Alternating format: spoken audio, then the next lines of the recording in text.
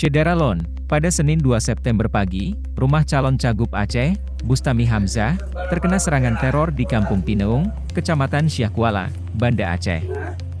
Warga mengatakan mereka mendengar ledakan setelah salat subuh.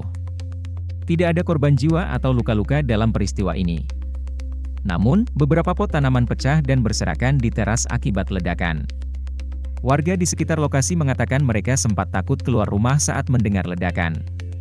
Belum ada pernyataan resmi dari pihak kepolisian tentang ledakan yang diduga berasal dari granat ini hingga berita ini ditulis. Untuk diketahui, Bustami Hamzah merupakan bakal calon gubernur Aceh yang berpasangan dengan Muhammad Yusuf Wahab. Pasangan ini diusung oleh Partai Nasdem, PAN, Golkar, dan dua partai lokal Aceh yakni PAS dan PADA. Bustami sendiri merupakan mantan PJ Gubernur Aceh dan Sekda Aceh. Pas aja enggak, 5.15 ya.